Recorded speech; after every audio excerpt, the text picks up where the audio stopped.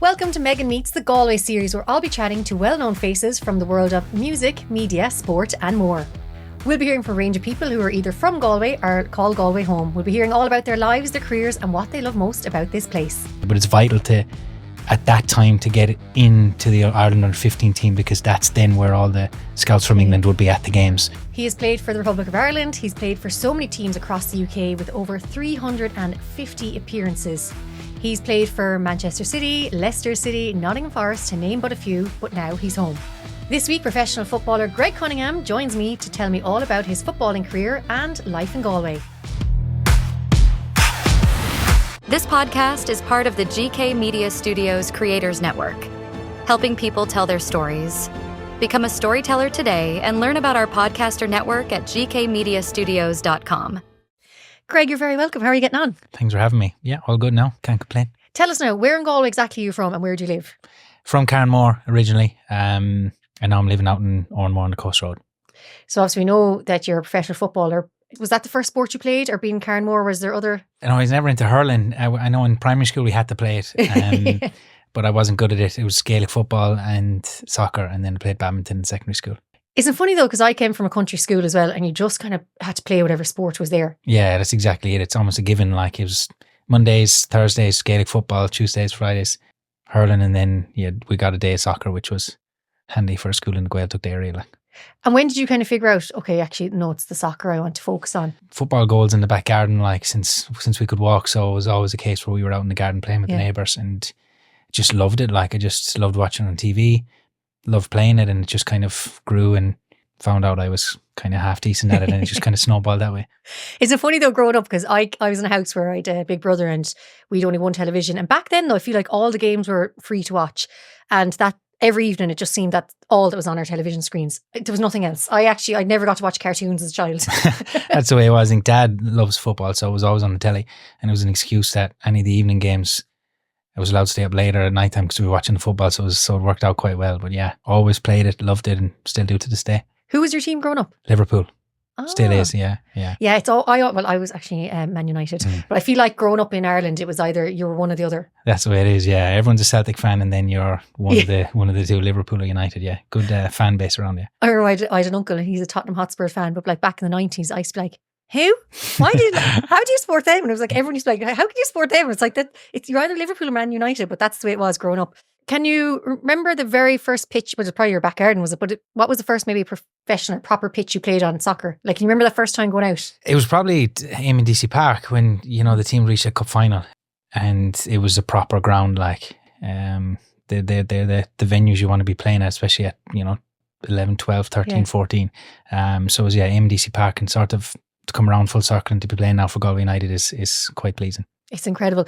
So do you remember that feeling of going out? Because, obviously it's the stadium around as well, and it's much bigger, and final days like that. Did you kind of have that feeling going, I want more of this? Yeah, it's, I suppose you're still young, but you know that it's a big occasion. It's completely different as in you're in a stadium. It's not like your kind of Sunday league where, there's no stand. Everyone's in the crowd, and a lot more than to be at your normal games, and you're sort of lining out with the referee, and it's all kind of official.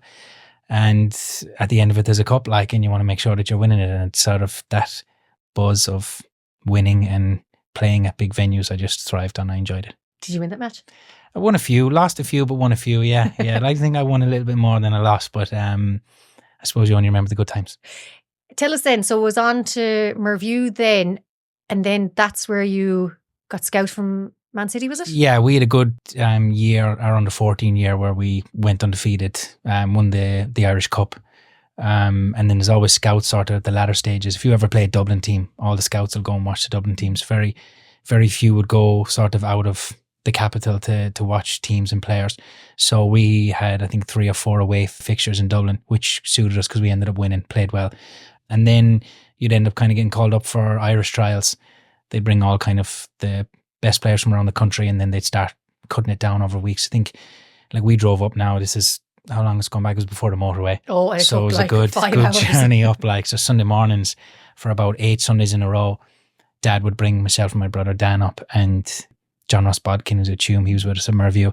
So we'd drive up for the trials at 11 in the morning, do our training, a little bit of lunch and straight back. So Wow. 8 weekends in a row, and then they cut the team down and you get picked for certain internationals, and it kind of goes that way. But it's vital at that time to get into the Ireland under 15 team, because that's then where all the scouts from England would be at the games, and then you'd go for trials. If you do well, you'd get offered a contract, and it kind of snowballs from there.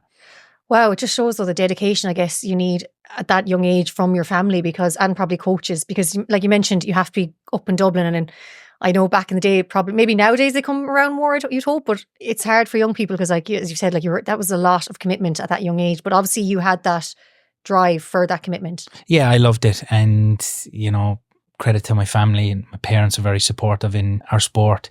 Dad very much so in the football as well. Like they're taking up all their weekends where we're playing Gaelic and soccer. You're training every night, and then you've probably got 2 soccer matches in a weekend and a Gaelic match as well. So it's in the car, driving everywhere. Dad took time out of his weekend to drive me up to Dublin, every other Sunday for Ireland training or Irish trials. And I suppose it may be slightly different now with teams outside of Dublin, in a sense, with social media and everything. Yeah. You can be in the limelight a lot more. I think back then it was very much a case of having to be seen. And to be seen was to almost make sure that you were involved in that Irish underage setup, and it kind of went from there. Must be a dream though of any parent to have a professional sports player, especially when it comes to the dads. Do you think did the Gaelic football have a good influence, like positive influence on your football career, on your definitely on the training? I think it's good for. Well, I felt it was good for me at that age, looking back, to be involved in different sports. It wasn't a case where it was literally just soccer up until probably the year before I left, where it started to get very serious. Yeah. I loved playing Gaelic football, and we had a great team. And Galway were very understanding that soccer came first, in the sense of if I had to miss training for soccer training, they were very understanding. As Jimmy Gavin was in charge there, and he was very good to us, and potentially going across to England. So I need to take things seriously, and that's the way it happened. I have to say, I went back playing Gaelic football there a couple of years ago, more so just to do something else, and I couldn't get over the fitness levels that you need to play football. I came home one year and I went down to Galway training, and I was miles off it. I could not get over. I think in soccer it's a little bit different. There's positional sense and a lot more sort of, I think there's a little bit of tactical work in it, where you can kind of stay in your slot and hold on to a bit of energy. And hope the ball stays there a bit longer. I found training with the Gaelic was, oh my God, it was the toughest session I've had in years. And people are looking at you saying, like, you're the professional athlete, and there's lads there that are finished work, have come down, and they're running rings around me. But it's, completely different style. But fascinating in the sense of, I suppose, the sports science side of things and the fitness side of things, completely different. So what age were you then when you had to make the move? 16. Wow, that's so young. July 2007. I was in, just finished 5th year. So you didn't get to finish school? I did, in a sense of, it was one of the main factors why I went to Man City. Parents were saying that I had to finish my Leaving Cert. So there was a couple of clubs that were interested, but Man City could offer the tuition for me to do the Irish Leaving Cert then in the summer. So I went over. In the academy, you've school days and training days. Wow. So Monday mornings 9 till 12 and Thursday 9 to 4 was your schooling.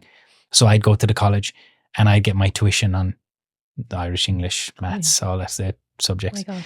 Did kind of my mocks in my room, in my digs, sent them back. And again, the school, Kellis College in Ormore, very, very helpful and understanding with the whole situation. And I came back then on my summer holidays, sat my Leaving Cert, and then sort of went about my business. I love it, so funny. Like, it's such an Irish parent thing, isn't it? It's like, oh no, you'll get the education first now. I don't care if you're getting like a chance to. It was one of the biggest factors, because that was the main reason kind of why I went to Man City.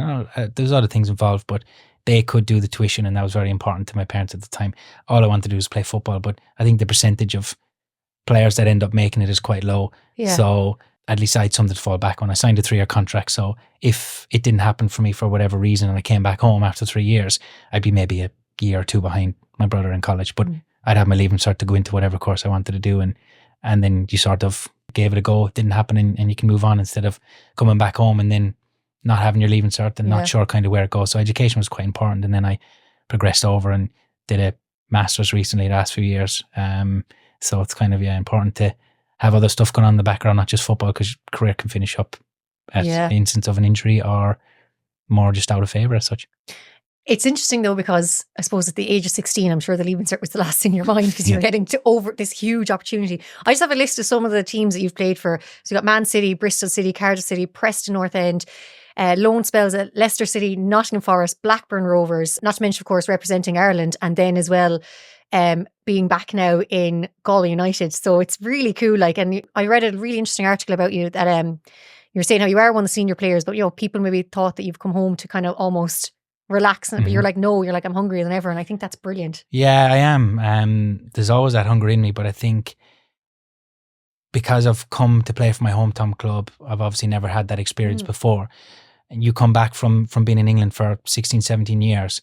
I'm sure there's a lot of people looking as well that think like, oh, let's see what he's like. He's been across England. So there's that added pressure from within, but there's also that added pressure externally that you have to perform and show kind of the player you are. Yeah. And in a sense, like I said, I never had it before. I just want to progress my hometown club as far as I can until my legs give up and I can't do the shirt justice anymore. But hopefully that'll be a few years to come yet. But it feels extra special being at home. Oh, it must be so good. But actually, on to my next question about Galway. When you were living abroad or over in the UK, what was the thing you missed the most? Like, was there a particular place? Supermax. Oh, was it? Yeah. I lived in the UK. I was only there for a year and a half, and it's all I used to think about. Yeah, it's whether I flew into Knock and we'd stop in Ballantyne. There's a Supermax in I love Ballantyne that going home, Supermax. and it's a quick and handy one. Eat in the car. Anytime I came home, it was a Supermax. I love Supermax, and even now it's great. The novelty hasn't worn off. Now I'm hoping it kind of does, but it's all moderation. But yeah, I miss Supermax the most. It's funny, isn't it? Because like I actually heard an interview with Paul Mescal after the Gladiator 2 came out, and like I think it was an American place asked him something about Ireland, and he said Supermax and Ayr Square. And he was like, it's the greatest place. And I was like, and he's not even from Galway. Because, it's probably after a night out, isn't it? Yeah. And I find a lot of people say to me, oh, it's such a Galway thing, Supermax. And I was like, I don't think it's just a Galway thing. I think it's also anyone that has experienced Galway, they'll say it, because I don't know what it is about it. I don't know, like, it's something about it. It's a real reminder of home. Yeah, it is. It's I'm a chicken breast sandwich. Oh, I'm the same. And a hot muffin and ice cream if I can go through it. But it's, I think it's the best thing ever. And I remember we flew home for Alan Brown's wedding, and Emil Rees, a player at Preston with me, him and his wife flew back with me. And there's a new Supermax open in Terminal 2 in Dublin Airport. So we were in a rush, our flight was delayed, but I was like, oh, you have to try Supermax. So I was telling them all about Supermax. So I ran off ahead, got to Supermax, ate it in the car, and they thought it was brilliant. So I think it's not just a Galway thing. I think it's everyone can enjoy. Yeah, it's funny though how different places have their takeaway.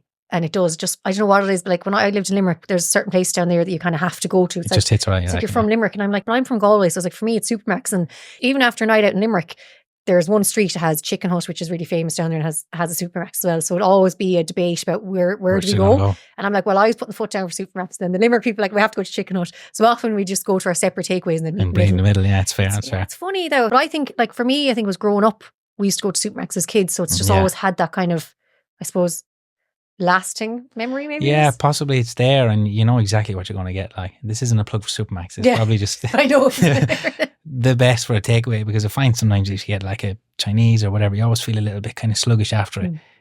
Supermax gives me an extra pep on my step, I think. But I've enjoyed it since I've been at home. Yeah, it's nice to have it when needed. I'm buzzing with professional athletes saying this to me, so it's like, yes. I actually have to ask you about, you're talking about all the different places you've played. What pitch did you tend, would say, as a fan, like you have a special memory of, maybe either growing up or maybe in your adult life? Well, I'm a Liverpool fan, and I've been to Anfield a few times, and the one that sticks out to me, Dad brought myself and my brother over to Anfield. I think it was like a Valentine's Day. It was the 14th of February, to a night game. They played Chelsea, and I think it was Luis Garcia, the ghost goal. Was it over the line or not? I'm pretty sure that was it. It was a class experience in the Cop.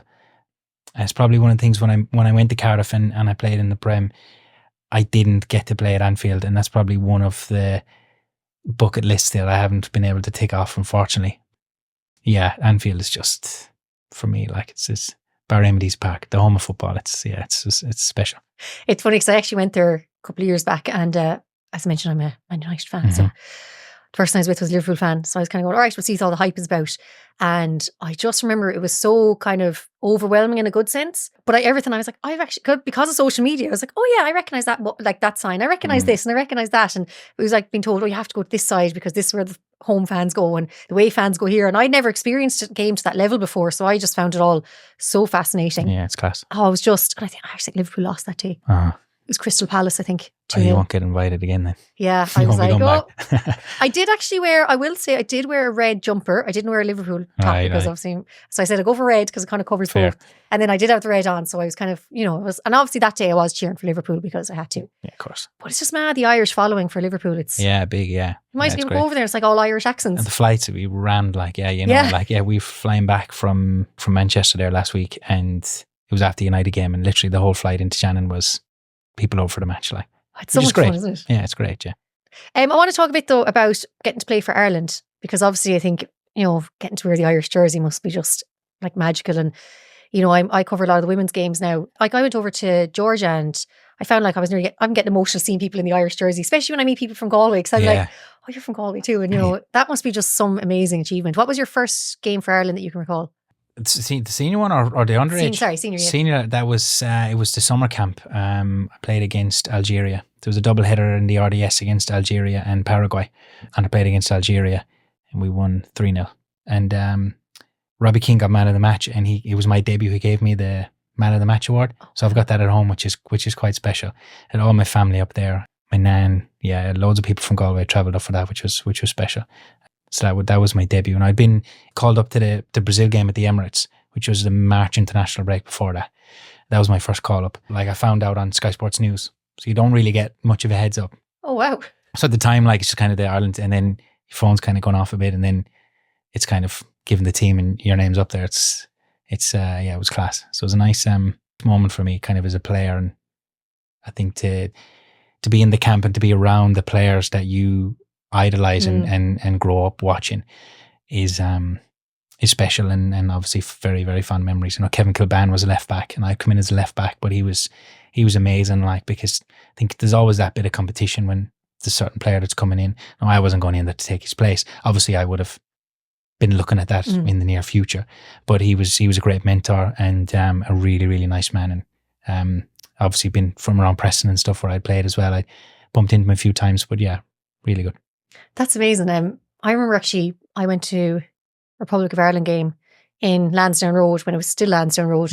We met the team afterwards and I was really young. And I remember my father, I had a little autograph book at the time, like this is like, pen and paper. And my father was like, sent me over to this table and he said, see that one over there? Go over to him now and ask him for an autograph. And he told me what to say. So I went over and I was like, excuse me, Mr. Robbie Keane, may I please have your autograph? And everyone burst out laughing. And I was like, I didn't understand why everyone was laughing. But at the time I remember, I think that was possible. He was just coming, like his name was just coming out.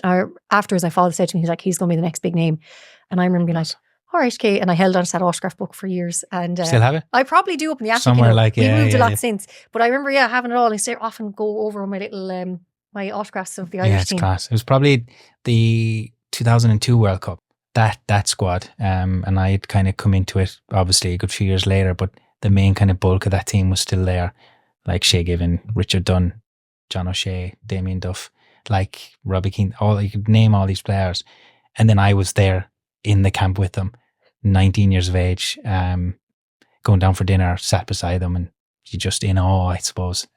And yeah, it's a dream when you're growing up, like dream to be a footballer, but then to live out that dream to represent my country at senior level is very special. And I mean, you can go through your career and you can look at instances where decisions you've made and certain things that you look back on, and like I have 4 caps.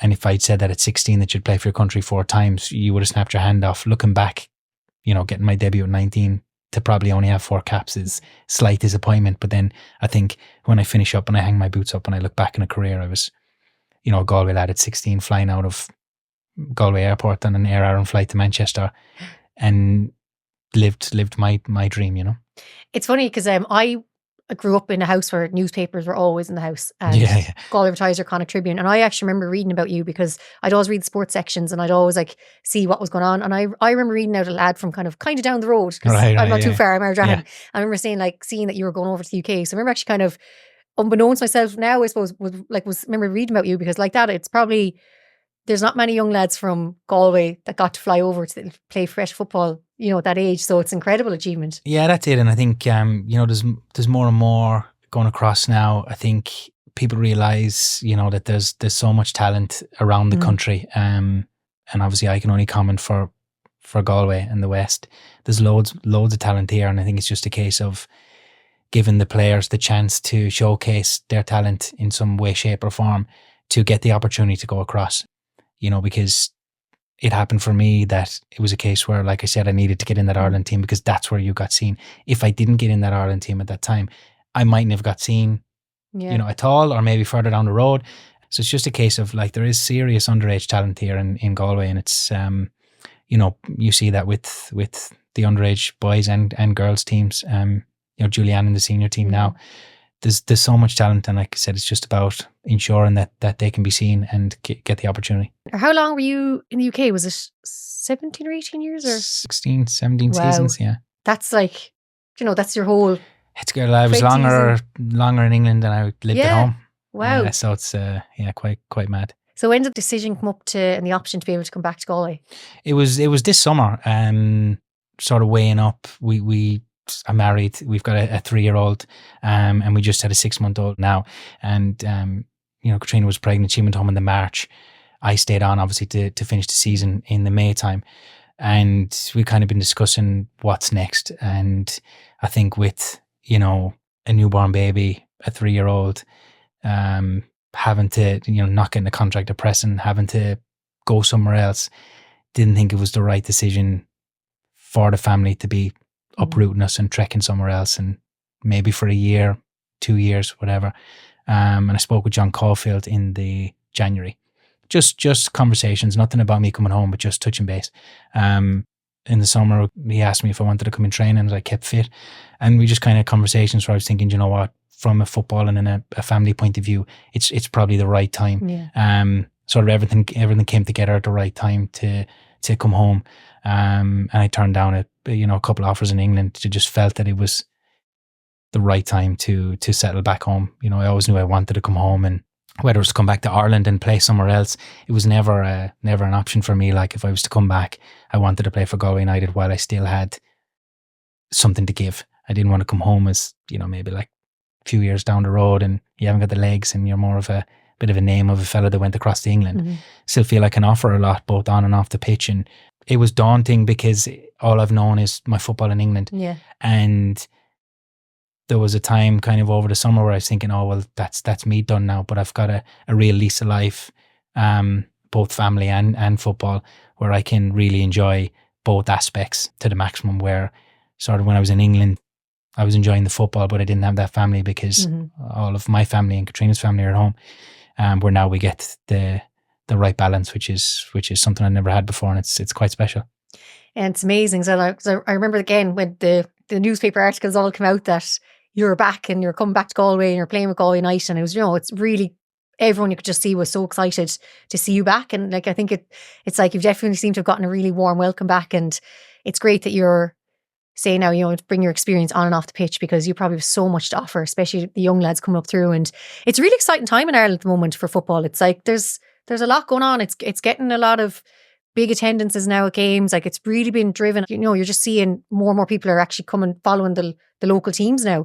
Whereas, years ago when we were growing up, you watch the teams in the UK and you're kind of like, that's we have a team it, around here away. But it's great to see the sport, isn't it? That's it. I mean, the fans are coming through the numbers, and with regards to the league, you can see it progressing really, really well. Attendances are the highest they've ever been. There's a lot more games on telly now for people to watch. And I suppose over the last few years, everyone will have their team in the Premier League or in England, but you're seeing more and more people going down to watch their local League of Ireland teams. With regards to coming home, receiving such a warm welcome was something you don't expect, because you're just coming home, and I'm just a Galway lad coming back.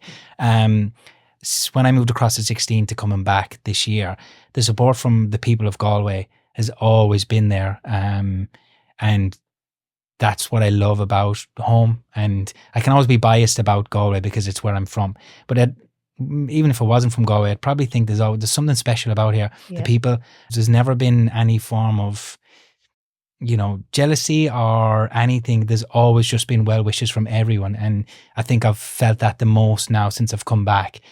There's a great buzz around Galway United for the last few years.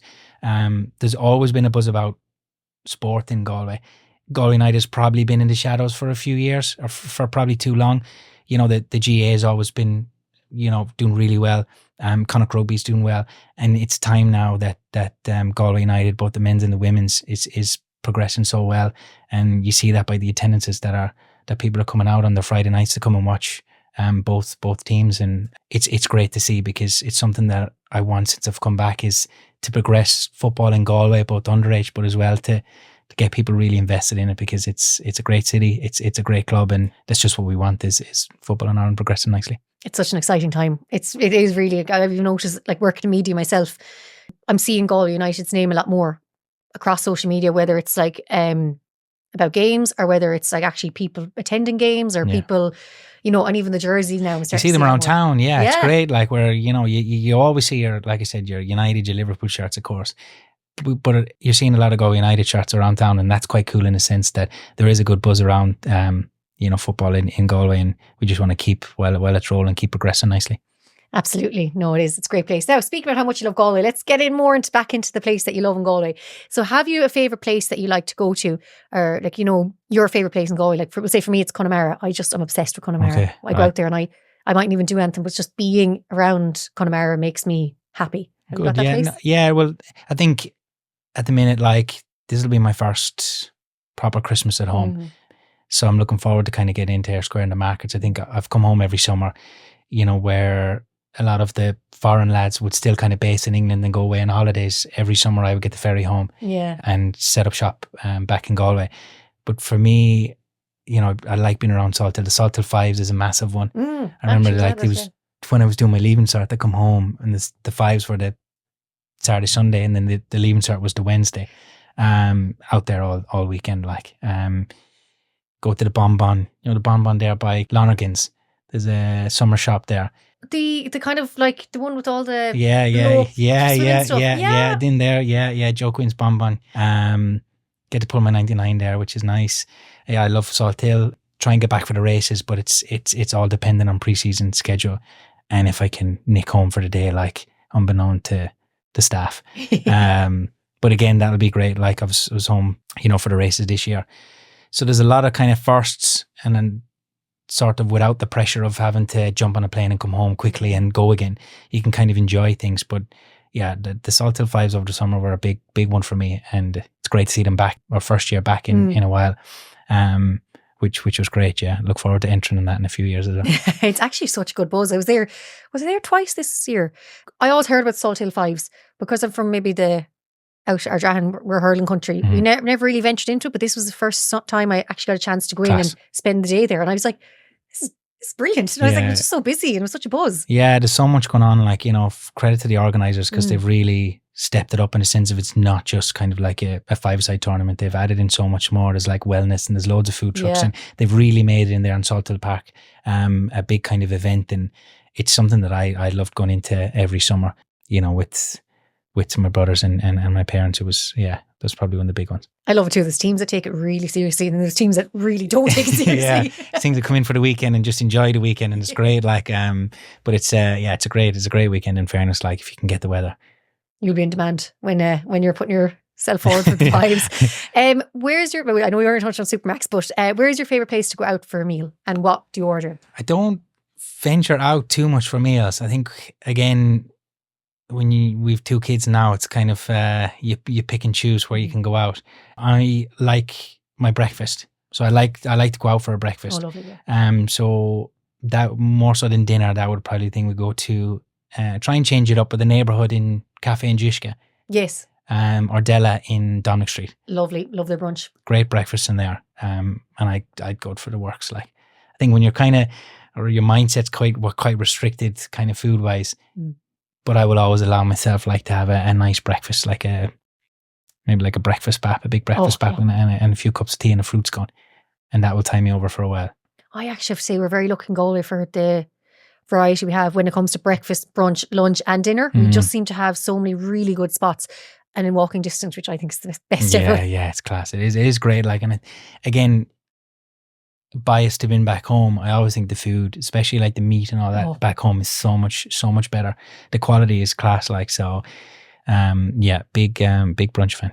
I used to have this debate, when I lived in the UK, with people about meat over here, and they're like, "No, we've the best meat over here." I was like, "But," I was like, "We're in London." I was like, "Where do you think? Where's the farms? Where's it coming from?" Yeah, that's it. And I was like, "No," like I was like, "We literally get ours out of our field." And then they're like, they just think that was bizarre, and I was like, "Don't try to argue with a farmer here about meat." That's it. I tried actually Glynn's they've got a Urban Fire. They've got a pizza place on the back of Glynn's there. Really good. Everyone's raving about that. I haven't had it yet. Sorry, really Glynn's. Good. I have been in there socially, but I've actually heard an awful lot of people talking about these. And I think they do takeaway as well. Yeah, they do. Yeah. And they deliver.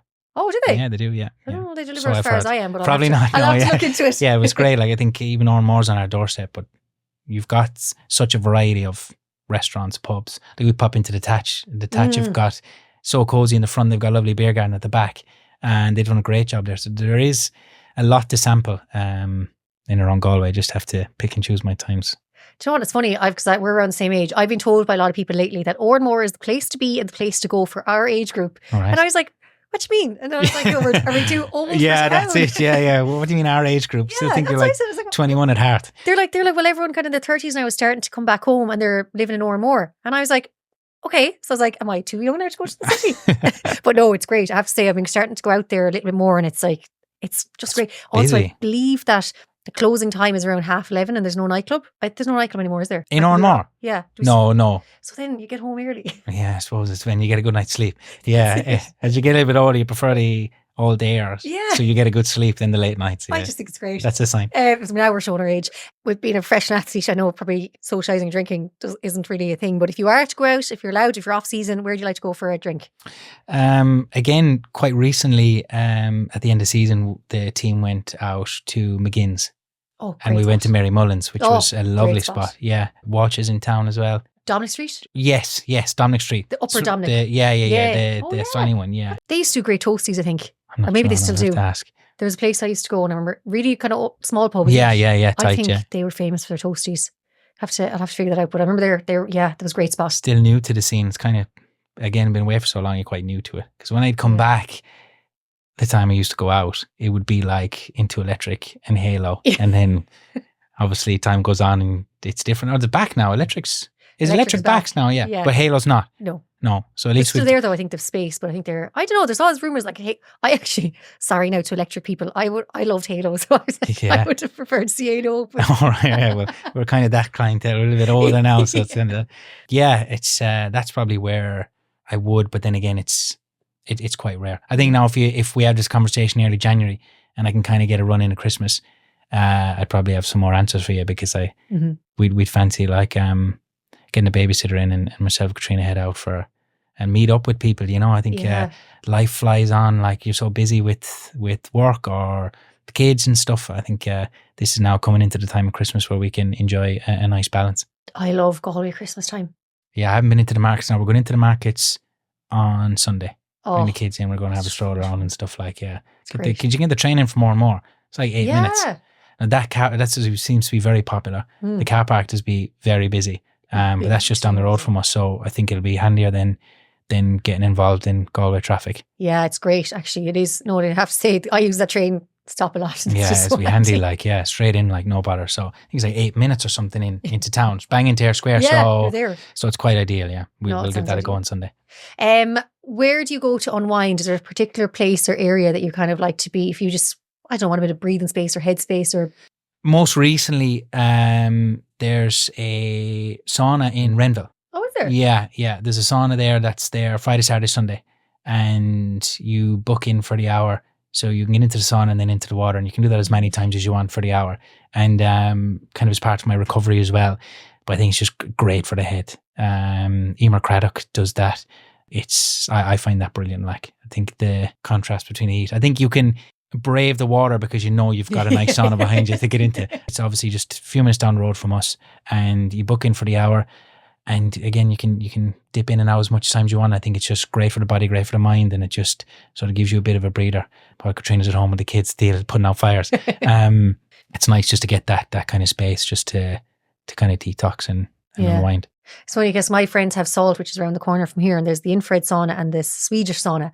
I love the infrared sauna, and I know it's really good for recovery, but I actually like that, find it really good for just time on my own. I think you obviously can't bring your phone in and you just completely switch off, and I like getting to the sauna when there's no one else in there. It's not been antisocial, but it's nice when it's quiet and it's just yourself and you can just kind of be there with your thoughts and just completely zone out for a while. It's nice. It is, and the heat as well, just on your bones. It's just, especially I think now that we're west of Ireland. Yeah, that's it exactly. You'll probably don't get too much. Do you find actually, how you find the weather? I know you're obviously from here, but now that you're living back here. As long as it kind of stays dry, I don't mind what weather there is. I don't mind if it's freezing. I kind of like when it's really cold but dry, crispy. But it's been fine. I think once you're home, and it doesn't really matter what comes with it. I actually think sometimes when the weather's just miserable, I'm like, you know what, just get a good raincoat on and get out for a walk, whether it's the woods or like, you know, we've got Renville around the corner.